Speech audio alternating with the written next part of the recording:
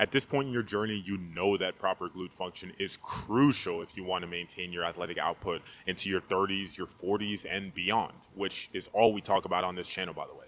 But if you're like most high performing adults, then whenever you ramp up into your sport or your training, your glutes somehow shut off despite all the clamshells, the monster walks, and any other PT or activation drills you do. So in this video, I'm going to break down why this pattern shows up in high performers specifically, and 3 fundamental drills that'll restore automatic glute recruitment so you never have to think about it again. Now, the first key reason why you can't activate your glutes is because your weight is shifted too far forwards and upwards. And so your hips never get the chance to get loaded in the first place. And this is the most fundamental piece of activating your glutes by far. So you can do all the exercises to try and fix this, and even the next 2 points I'm about to show you, and none of it is going to actually get your glutes to work when you ramp up into your sport unless you lock this piece in. Basically, you need to learn to drop your weight into the hips instead of holding so much tension in the upper body and using that as a bracing strategy to support your body instead of grounding down deeper in the body and feeling rooted into the floor. So you want to be able to drop your weight into the feet, into the hips, and into the pelvic floor. And you kind of want to feel like your pelvic floor is this bowl that supports the contents of your torso and your whole entire upper body. And you just want the upper body to basically be sitting there relaxed. Now, of course, you're going to have nice tall posture through the spine, nice tall head and neck, but you want to be able to just feel like the upper body is almost being suspended from up above through the head and neck, and then everything else, the shoulders are just dropping and being supported by the pelvic floor and the legs in general. And you don't want to squeeze or contract the pelvic floor. Like, I'm not talking about Kegels here. You really want to let it receive and support everything up above, kind of like a trampoline that just has some weight on it and it just dips down and receives that load, and it just relaxes there. It just kind of deforms into place to accept that load. So you want to do the same thing with your pelvic floor and also your feet. And so what I want you guys to do is try this really quick. I want you to stand here, and I want you to flare your ribs, and I want you to kind of like jut your butt back like this. And then you're also going to elevate your shoulders like this, and just stand here for a few seconds and notice where you feel tension. For me, it's all in my low back, my shoulders, my traps and neck area, and then a little bit in my chest area. And when I'm breathing, it just feels restricted. It doesn't feel like I can actually get that full deep breath like when I'm standing properly. And so now I want you guys to go from that position to this position that I'm about to coach you into. So first off, have a nice tall head and neck. So feel like the head is being suspended from up above, like a rope is tied around your forehead, around the whole head, and it's pulling that head up. Secondly, I want you to relax this sternum area. So as if you're taking a nice sigh and you just let that area relax. And then I want you to take your pelvis and relax the back of it down towards the ground. So it's almost as if a weight is tied around this tailbone and it's dropping that side of the pelvis down. So you don't want to overdo it and like do this huge posterior tilt. That's not what we want. You just want to get the hips nice and level. From there, if you haven't already, you want to bend the knees slightly. And then lastly, you want to think about 3 points of contact through the foot. So the pinky ball, the big ball, and the heel. And you really want to focus on centering your weight through each of those 3 points underneath the foot. And then from side to side, you want to even out the load as well. When you do this, just sitting here for a few minutes and breathing, feeling your breath drop down low beneath that belly button. Inhale, it's gonna expand a little bit. Exhale, it's gonna contract. You're gonna feel, not only does your body feel more balanced and relaxed, and your glutes are gonna naturally accept the load. They're going to have no choice because you're grounding yourself, but you're also going to feel mentally calmer as well. And the reason for this is that the mental side of things, your mental state and your stress levels are going to impact your body position and the muscles that activate. So you're going to, if you're in a more stressed state, be more likely to elevate yourself. Your traps are going to come on. Your hip flexors are going to come on. That low back is going to come on. So I know you guys have noticed this when you're maybe doing work, you're in a meeting or whatever, you're sitting at your desk doing some kind of work, and you notice that you start leaning forward into the screen. Your shoulders start creeping up. Maybe you have some tension in your jaw and your neck, and then you get this breathing that migrates up into your chest and doesn't allow your diaphragm anymore to come up and down fluidly. And all of a sudden, you come back to your senses and you're like, whoa, what was I doing? And then you try and fix your posture, get yourself back together.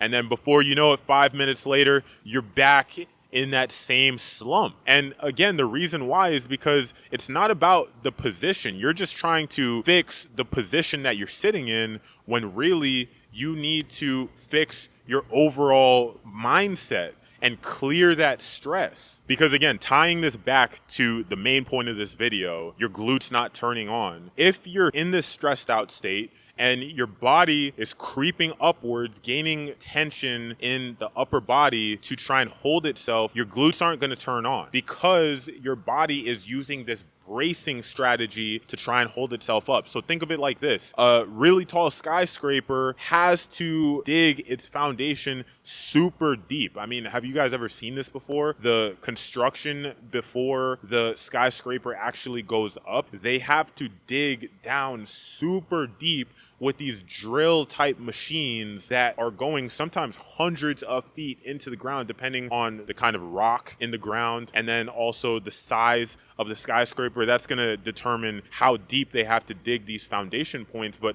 nonetheless, they have to go really deep. If they didn't have that, then they would, I guess, have to compensate by putting a really strong outer structure together for the building, and still it wouldn't hold it up. You would get one catastrophic incident, one hurricane, one tornado, and that skyscraper would be cooked. And so it's the same thing with your body. You need the right foundation through the feet, the hips, and the core to be able to hold yourself up without having to brace through the hip flexors, the low back, and all these other accessory muscles that aren't meant to be holding so much tension. So this point, again, is the most fundamental, and it's going to set us up for the next two pieces that I'm about to talk about. The second reason why your glutes won't fire is because your torso isn't stacked, and your glutes need a stable base to be able to produce force off of. So let's say that I'm running, and one of the main actions in running, of course, is this hip extension where you're pushing yourself forward. It's just straightening at this hip joint, and your glutes are one of the main muscles that do that. So instead of using my glute properly and actually extending through the hip as I'm supposed to, if I don't have that stacking through my core and I don't have stability through my pelvis from up above in the core, then what's gonna happen is I go and try and push, extend this hip to get me forward and activate this glute, but because I don't have leverage, I'm actually just going to extend at my spine, and I'm not really going to get any true activation from the glute. When I get nice and strong, I create this cylinder here, then I'm able to push through, keep my positioning here in the torso, and get this glute to actually turn on. So there's two aspects to this. One of them I just said, cylinder is created between the rib cage and the pelvis, and then the second piece is that intra-abdominal pressure where you're pushing out against your core in all directions, up, down, side to side, back to front. And so it's just like a soda can. You have an unopened soda can right in front of you. You put it on the ground, you try and step on it, it's not going to go anywhere. It's too strong. Then you take the same soda can, you open it up, pour out all the liquid, and then you step on it with the same amount of force, and it's going to crush really easily. So it's the same thing with your core, your torso. You want to be able to have the position and then also the pressure to hold everything together. So one super easy exercise that you could do to start working on this is just, you could either stand, sit, whatever, but you're going to take a strong exhale, feel your ribs come down, and all of those inner core muscles start to activate and compact, and that should bring everything close together and tight. And then from there, you're going to push out against that tightened wall of muscles all around, and you're just going to feel that. And then you could take a couple inhales and exhales to kind of really drive that feeling home, but just feel that pressure being created and remember that, because then we're going to take this to an exercise that is going to load the glutes a little bit more. So what you're going to do is you're going to grab a ball or a towel or something that you need to maintain constant pressure on in order for it to not fall out of your knee, behind your knee. You're gonna get into an all fours position. You can go on your fists or on your hands, whatever's most comfortable for you. And then what you're gonna do is get into that position where you got a nice tall spine, head and neck is long, and then you're tightening your core and then pushing out against it like we just talked about. And then you're just going to come up into hip extension like this, nice and slow and controlled. And you don't need to get that much range of motion. It's okay if you stop a little short of full hip extension. The point is that you're going to feel your glute actually turn on, because this is going to force you to use your glutes instead of your hamstring. And then also the torso cues that we were just talking about to get your core activated are going to prevent you from arching your lower back. Now, the next part, or progression rather, is that you will get your knees up off of the ground. And then you're gonna do the same thing. And this one is gonna really challenge your ability to stay solid at the core and get that glute firing in the way that we're talking about. And now, in the next section, we're gonna bridge this all into what it's gonna look like for something that's a little bit more sport specific. Reason number 3 why you can't activate your glutes is because your sport over the years has turned you into more quad dominant instead of glute and hip dominant. And you might have heard this one before, but I assure you I'm going to explain it in a level of depth that you've probably never heard of before. And I'm also going to give you an exercise that is going to absolutely torch your glutes even if you haven't felt them in years. So why do sports promote quad dominance? Well, first off, these stop and go sports are going to preferentially activate the quads. If you just stand here and I just kind of push myself forward like that and I stop as fast as I can, then I'm gonna feel my quads or your knee if your quad isn't really functioning, it's not firing properly. But either way, I'm gonna feel this part of my chain, not quite as much my glute. Of course, my glute does turn on to an extent, but it's much more my thigh, the front of my thigh, that's decelerating that motion. So these sports that involve all this accelerating and decelerating and change of direction, they are going to demand more from the quad than the posterior chain. So that's number 1. Number 2, a lot of these sports also prioritize having an upright torso. Now, there's going to be some lean forward, of course, but for the most part, you want to keep your torso decently upright so that you can see what's going on. Because if I'm all the way down here, bent down at my hips, then I can't really see what's in front of me that well. So I want to stay nice and tall. And as you can see, that's going to mean more knee bend than hip bend. So that's number 2. And then the last piece of it is that when you get really tired and you're pushing past fatigue, your system is going to aim for these simplest actions. And your posterior chain, the back of your body, your glutes, your hamstrings, your calf, soleus, is very coordination dependent. And that means it takes a lot of resources from your body. It's much easier to just activate that quad to stiffen you up and get the actions done. So for those 3 reasons, you turn into a more quad dominant athlete instead of being more glute and hip dominant. And then you get into the weight room and you're doing squats and you're doing lunges and you're doing them with very little hip recruitment. You're letting your knees go super far over your toes, even maybe letting your heels come up off the ground. And then there's things like, the knees over toes split squat that's getting super popular. And all these things, again, they are biasing the quad instead of the glutes and the hips. And so your glutes and your hips just get no love basically, and they just shut off over time. So one thing you can do, an adjustment that you can make to your split squats or your lunges or any type of exercise like that, is to simply have the shin fixed. So what I mean by that is, let's say I'm doing a rear foot elevated split squat, and I'm going to, instead of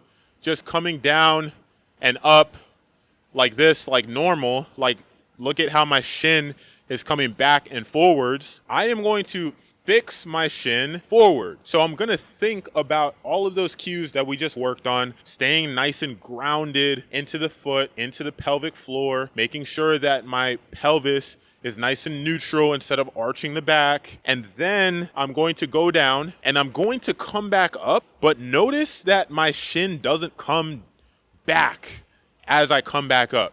So watch one more time. I'm keeping that shin pressed forward as opposed to this. You guys see the difference, right?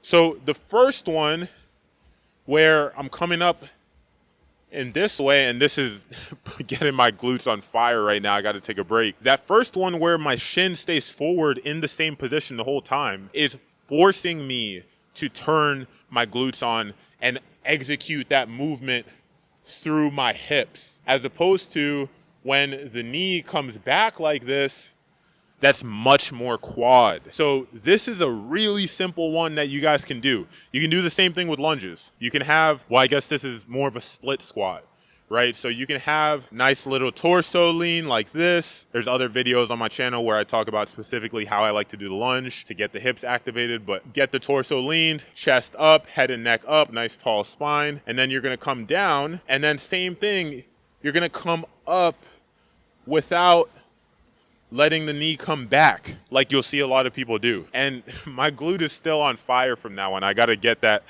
done more in my training. But either way, your glutes will not be able to hide if you do that correctly in the way that I just told you. And you could do the same thing with hinges too. So again, getting that hinge down and then coming back up, pushing through that forefoot and not letting the shin come back. Again, this is what most people do. That's how they do their hinge. But you are gonna come like that and get that glute engaged. So do those exercises. Make sure you start off with getting your center of mass in place. So instead of having your weight shifted forward, you have it shifted, centered on the middle of your foot, centered through 3 points of contact. You have your torso stacked and pressurized properly. And then you get into a couple of these movements, a few sets, and you're gonna start rewiring your body to use your glutes whenever you do anything athletic. And of course, there's a ton more progressions that we can work on here, but those are some super simple ones that'll start you off in the right direction. All right, those are 3 of the biggest reasons why most athletic guys can't feel their glutes. And to be clear, this is not a full list. Your exact solution is gonna depend on your asymmetries, your injury history, your sports background, and plenty of other variables. And also, these drills are just the entry point. Feeling your glutes in a simple drill doesn't mean you're actually going to use them when it comes time to play your sport and run and cut and lift, unless you follow a real progression. So if you want our help figuring out your specific pattern and getting a plan that translates to your sport, that's exactly what we do inside the Performance Concierge. So links in the description, book a call, we'll see if it's a fit. We'll take you in if it is and start putting you to work.